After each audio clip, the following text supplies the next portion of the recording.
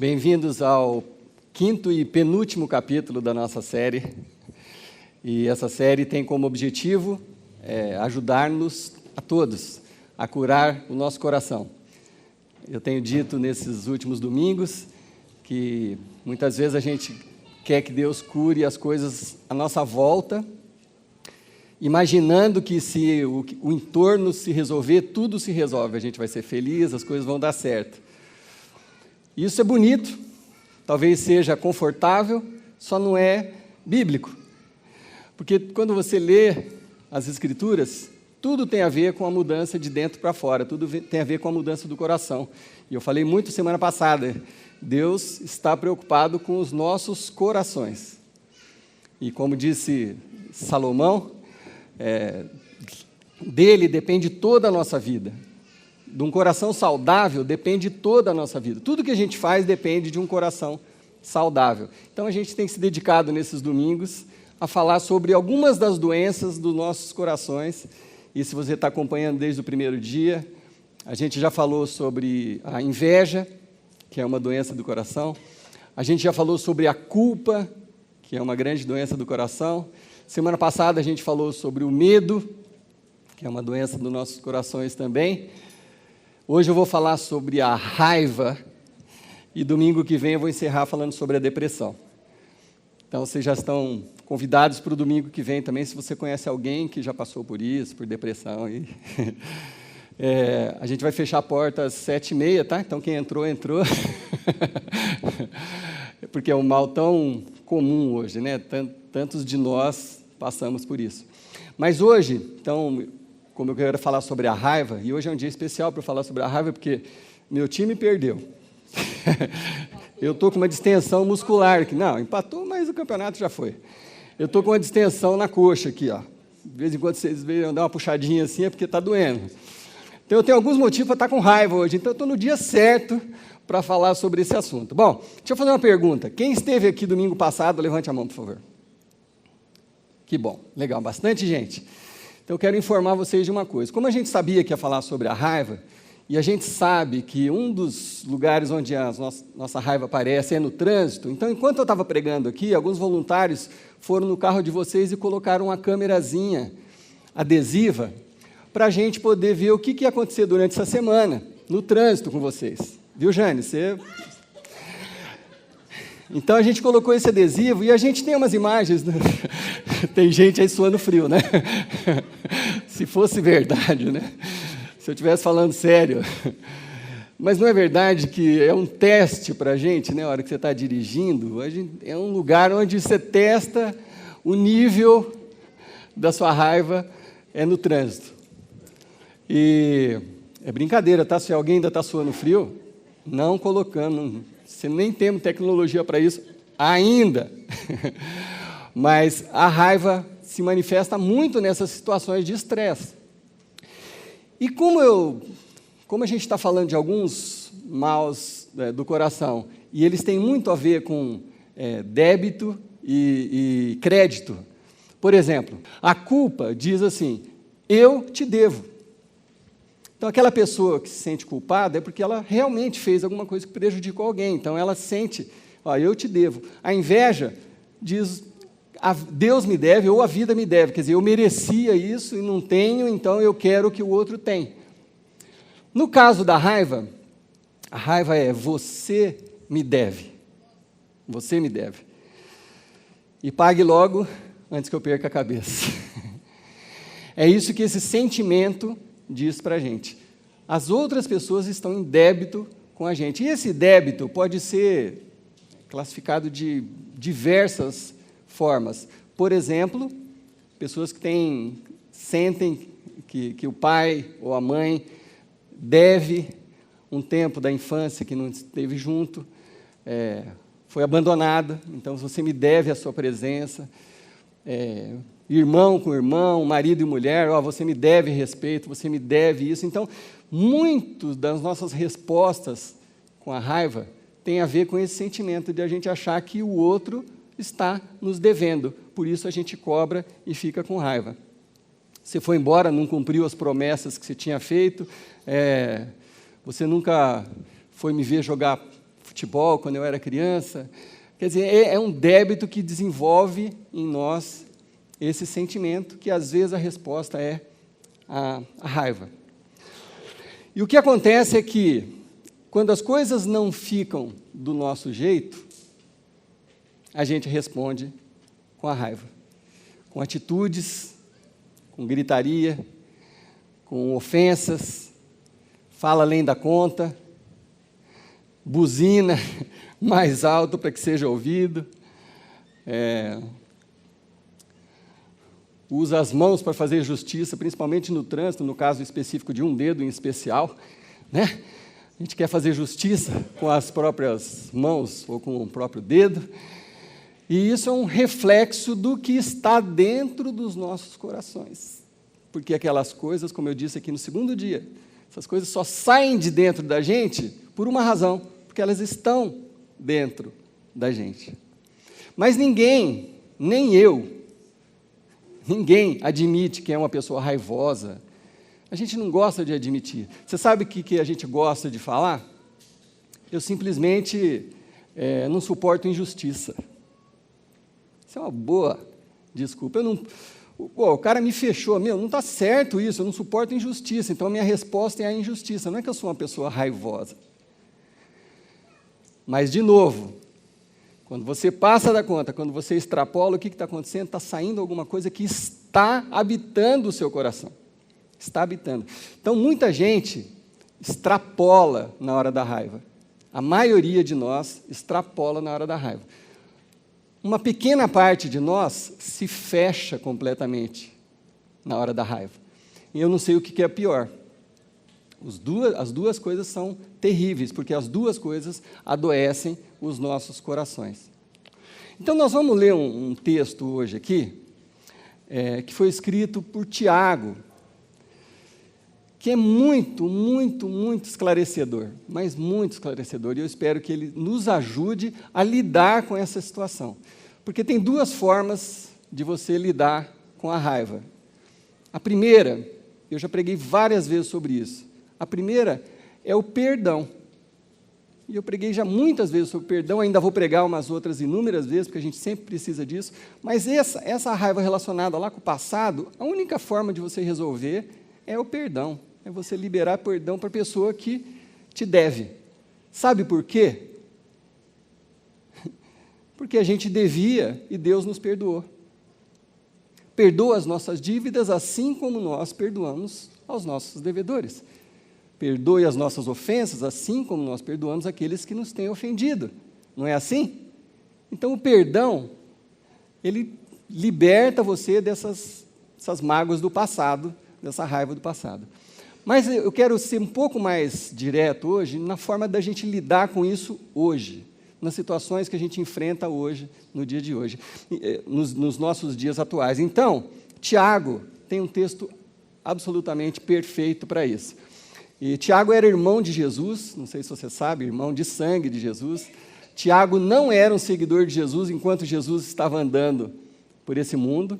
Ele não acreditava que Jesus era o Filho de Deus. Quem vai acreditar que o irmão é o Filho de Deus, né? Foi difícil para Tiago. Como você acha? Se seu irmão falar assim, olha, eu sou o escolhido, Filho de Deus, o que você ia sentir? Quem tem irmão aqui, você fala, vai para lá, moleque, né? Então, Jesus, na própria família, ele teve essa resistência. As pessoas não acreditavam, apesar de verem tudo que ele fazia, mas, Filho de Deus? Não, ele é filho da Maria, né? Mas, quando Jesus morreu e ressuscitou, todo mundo acordou, né? Porque foi um fato único na história. Jesus falou que ia morrer, morreu, falou que ia ressuscitar, ressuscitou. Quando Jesus ressuscitou, todo mundo acreditou, óbvio, não tinha como não acreditar. Então, Tiago também passou a ser um divulgador das boas novas. Ele se tornou um líder da igreja em Jerusalém. Então, é esse Tiago falando para a gente, e ele começa. Eu vou ler rapidamente o início do capítulo 3. Ele começa falando de alguma coisa que a gente usa muito nos momentos de raiva, que é a nossa língua. Né? É óbvio, você extrapola a sua raiva 98% das vezes falando alguma coisa além da conta. Então, Tiago começa falando especificamente da nossa língua, eu vou ler rapidamente, e ele faz uns comparativos assim meio desconfortáveis. Ele compara a nossa língua com um freio de burro, por exemplo. Sabe aquele freio que você coloca, arreio que você coloca na boca do cavalo, do burro, para dirigir ele?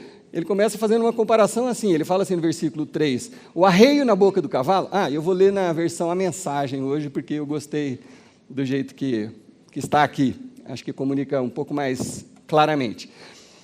O arreio na boca do cavalo comanda o cavalo inteiro. Como um pequeno leme de um grande navio, o capitão consegue contornar a tormenta. O que ele está falando aqui? Que aquele pequeno freio faz com que o cavalo vá para cá, vá para lá. Um leme pequenininho, se comparado com o tamanho do navio, é o que faz com que o navio vá para a direita, vá para a esquerda. Ele faz esse comparativo. Uma simples palavra pode parecer nada, mas é capaz de construir ou destruir quase tudo. Uau! Basta uma faísca para incendiar uma floresta inteira. Portanto, uma palavra descuidada ou indevida pode fazer o mesmo. A raiva, ela é mestra em usar a nossa boca para destruir, para incendiar, para romper relacionamentos, principalmente com as pessoas que a gente mais ama. A raiva, quando ela te domina, ela é mestra em destruir, incendiar os seus relacionamentos com as pessoas que você mais ama. Por isso esse assunto é tão importante. Ele fala ainda assim, um outro comparativo, não é de assustar, nós podemos domar uma onça, mas não conseguimos domar nossa língua. Olha o linguajar do Tiago aqui. Aí, dito isso, Tiago começa a falar sobre sabedoria. Como que a gente administra isso em nós? E aí ele faz uma pergunta que é como se ele estivesse fazendo para nós hoje à noite. Quem será considerado sábio? Quem é sábio na minha opinião? Quem é sábio? Você quer ter uma reputação de quem entende? Você quer ser considerado uma pessoa sábia? Esse é o caminho, diz Tiago. Aprenda a viver, escute a sabedoria, viva com humildade. Essa palavra é chave para o que a gente vai falar hoje. Já estamos falando. O que conta é o que você vive e não o que você fala. O que conta por uma pessoa ser sábia é o que ela faz e não o que ela fala. Ambição de espírito não é sabedoria. Sair dizendo que é sábio não é sabedoria. Hoje em dia todo mundo é sábio, né? O cara faz um curso de final de semana, já sabe tudo. Já sabe tudo de música, todo mundo é especialista, exatamente. Todo mundo sabe tudo de tudo, porque fez um curso no YouTube e aí já sabe, já domina o assunto. Tiago está falando, não é bem assim. Não é bem assim, não é dizendo que você é sábio que você se torna sábio. A verdadeira sabedoria, aquela que vem de Deus, começa com uma vida santa e é vista no relacionamento com o próximo. A coisa está ficando pessoal, né? A verdadeira sabedoria, você se acha sábio, a gente vai ver isso na forma como você se relaciona com o próximo. Aí que a gente vai saber se você é sábio. A verdadeira sabedoria é cheia de gentileza, bom senso, misericórdia, e é para lá de abençoada. A verdadeira sabedoria, ela não muda com o tempo instável, e ela não tem duas caras. Essa sabedoria é confirmada na vida comunitária. A sabedoria não tem duas caras. Não adianta você falar, eu sou cristão, eu vou na igreja, eu sirvo na igreja, eu fiz curso de teologia, eu fiz não sei o quê. Não adianta nada se você não comprovar isso no relacionamento com o próximo, com as pessoas. Não adianta nada. O resto é só conversa, é só garganta. A verdadeira sabedoria não é nada disso. E ela não muda, ela não é instável, ela não muda com as circunstâncias. A verdadeira sabedoria se mantém, independente das circunstâncias. Então, o que isso está querendo ensinar a gente sobre a raiva? Se a gente quer ser sábio, a gente tem que manter o autocontrole. Mesmo na situação de estresse. É isso que está falando, simplesmente assim. Você quer ser sábio? Aprenda a manter o controle em qualquer situação, porque isso que é sabedoria. Aí ele segue no capítulo 4, dizendo assim, olha que pergunta. De onde vêm todas as guerras e conflitos que assolam o mundo? Olha a pergunta. De onde vêm? Vocês acham que os conflitos, as guerras acontecem sem razão? De onde vem? É isso que ele está perguntando. É uma pergunta importante. Bom, a pessoa raivosa, ela tem uma resposta para essa pergunta na ponta da língua. De onde vêm os conflitos e as guerras na sua vida? A pessoa raivosa vai falar assim, a minha mulher, é óbvio. Porque ela faz isso, faz aquilo, ela não faz isso, não faz aquilo, portanto, a origem das guerras e dos conflitos na minha vida, a origem vem tudo da minha mulher, do jeito que ela age ou não age. Ou então, do meu marido, que o meu marido não dá atenção para mim, não é carinhoso, não faz isso, não faz aquilo, não sei o que, a minha raiva vem e ela está ali por causa daquela pessoa. Ou por causa de um filho, ou por causa de um pai, de uma mãe, ou por causa de um patrão. Óbvio, eu só tenho essas rompantes de raiva e falo além da conta porque meu patrão não entende. Eu sei mais do que ele só está ali porque ele é filho de não sei quem, ele herdou aquele negócio, eu deveria estar no lugar dele. Meus conflitos vêm disso, é óbvio, está na cara que é isso. Mas Tiago fala assim, calma gente, raciocine. Olha que interessante, raciocine, vamos pensar de onde é que vem isso. As guerras acontecem porque vocês exigem, é do meu jeito ou nada feito.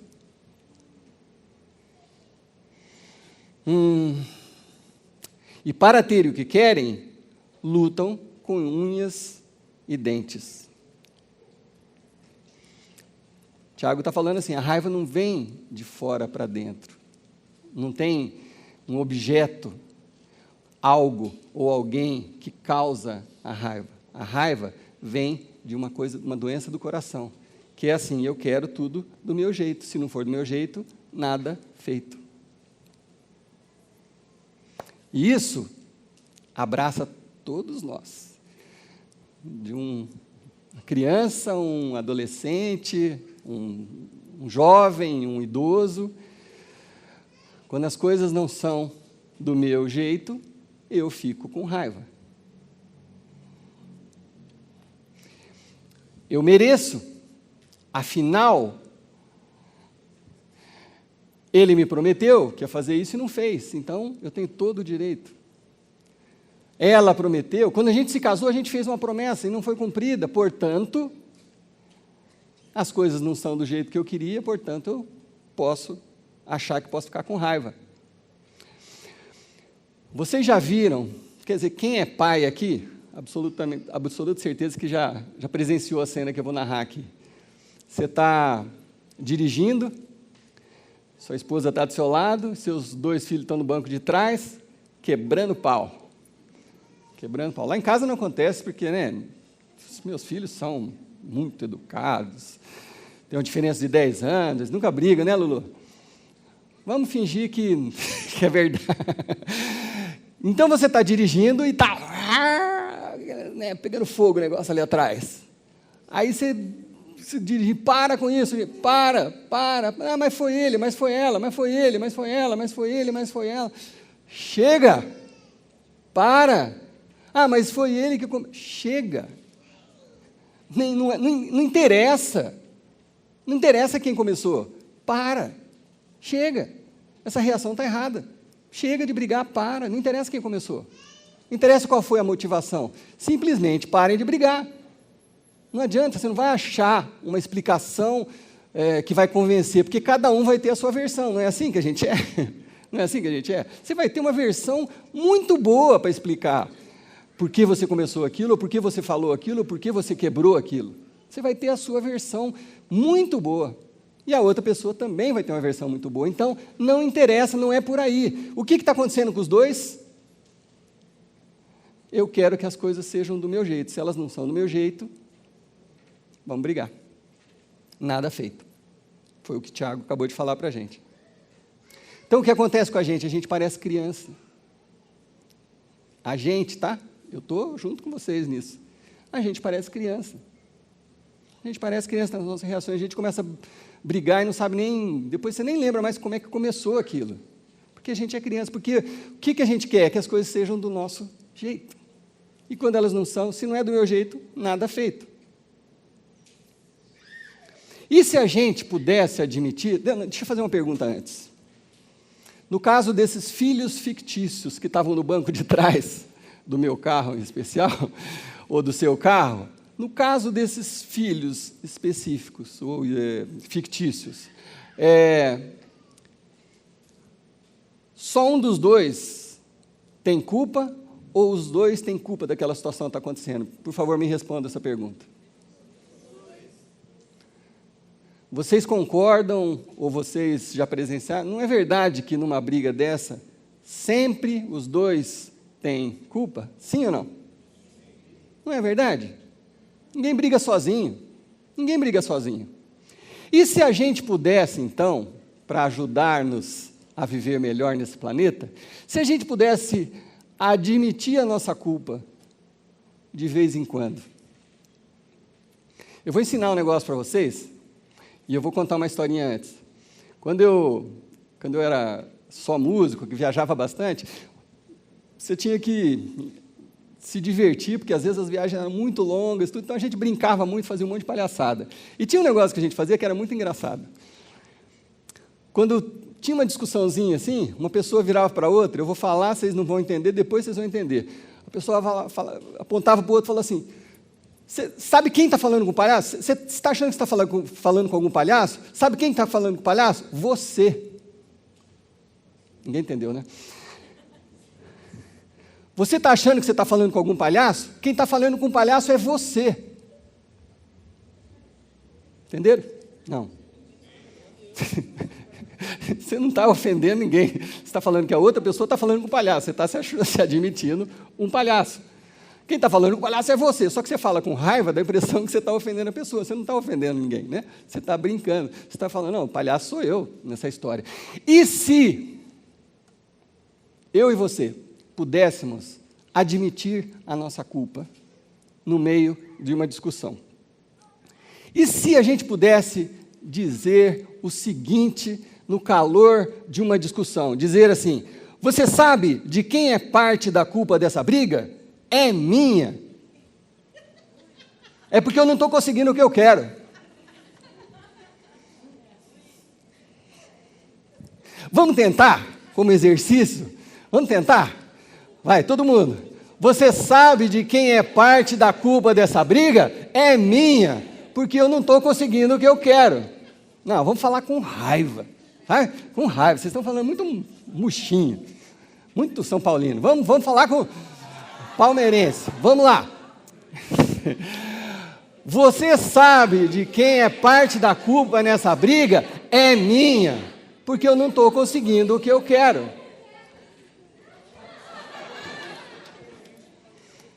Será que é possível? Será que é possível? É isso que o Tiago está falando. É isso que o Tiago está falando. Você quer ser considerado sábio? Esse é o caminho, aprenda a viver, escute a sabedoria, viva com humildade. Sabe o que Tiago está querendo nos ensinar aqui, e o que essa frase tenta nos ensinar?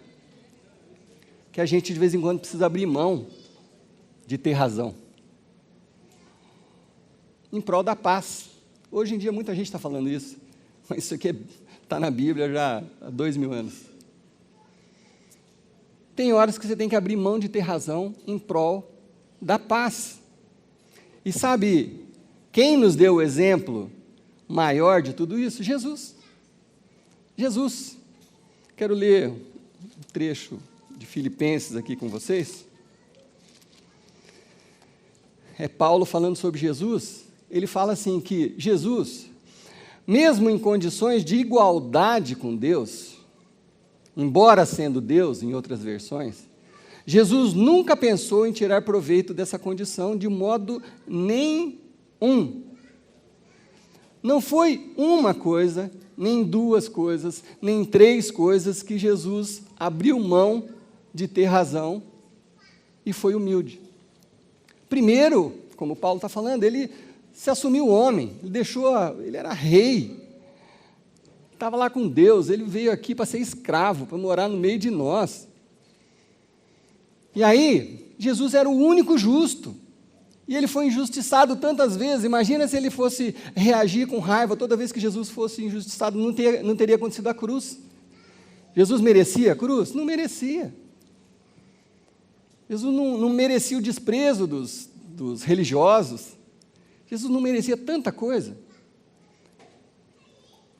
Jesus, então, nos deu essa lição. Olha, às vezes, eu prefiro ter paz do que ter razão. Nem sempre as coisas vão ser do meu jeito. E elas não precisam ser em prol da paz. Então, o que Paulo nos ensina aqui em Filipenses, capítulo 2, versículo 4? Ponham o interesse próprio de lado e ajudem os outros na sua jornada. Não fiquem obcecados em tirar vantagem, em ter razão, em ter a última palavra. Para de ficar obcecado. Esqueçam-se de vocês para estender a mão e ajudar.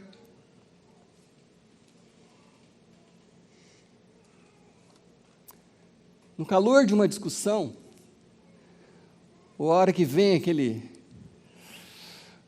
Uau, eu não preciso ter razão sempre, eu não preciso ter a última palavra sempre, eu posso, com a minha atitude, ajudar outra pessoa. Eu posso ajudar outra pessoa, estender a mão, ajudar a pessoa na outra jornada. Eu aprendi isso com quem? Com Jesus, que eu digo que eu sou seguidor dele, como a maioria de vocês se diz seguidor de Jesus. Você fala que você é seguidor de Jesus, mas você não faz o que Jesus ensina? Tem alguma coisa errada. Jesus nos ensinou exatamente isso. Então, Paulo está falando assim, olha, tentem pensar como Jesus. Em outras versões, seja a atitude de vocês a mesma de Cristo, que, mesmo em condição de igualdade com Deus, embora sendo Deus, nunca pensou em tirar proveito dessa condição de modo algum. Será que será que a gente se acha melhor do que Jesus? Porque a gente tem o direito de fazer justiça? Ou de ter esses rompantes? Será que a gente se considera mais justo que Jesus para querer brigar pela justiça na nossa casa, no trânsito, na rua, no trabalho? Será que a gente é seguidor? Ou a gente quer que Jesus nos siga? Então a pergunta é, como que você tem lidado com o seu coração? Como que está o seu coração? Porque dependendo de como está o seu coração, você está sofrendo e as pessoas mais queridas a você estão sofrendo junto com você. As pessoas mais próximas a você estão sofrendo junto com você. Então, como que está o seu coração? Você quer continuar sendo dominado ou conhecido por sua raiva? Você quer continuar sendo dominado pela raiva? Você pode tentar ser humilde e deixar de querer ter razão toda vez? Você está pronto para dizer, raiva, você não manda em mim? Vamos tentar? Raiva, você não manda em mim. Jesus manda. De novo. Raiva, você não manda em mim. Jesus manda. Mas antes da gente orar, vamos repetir aquela outra frase. Por favor, volta naquela frase bem legal lá. Vamos ler junto? Você sabe de quem é parte da culpa nessa briga? É minha, porque eu não estou conseguindo o que eu quero.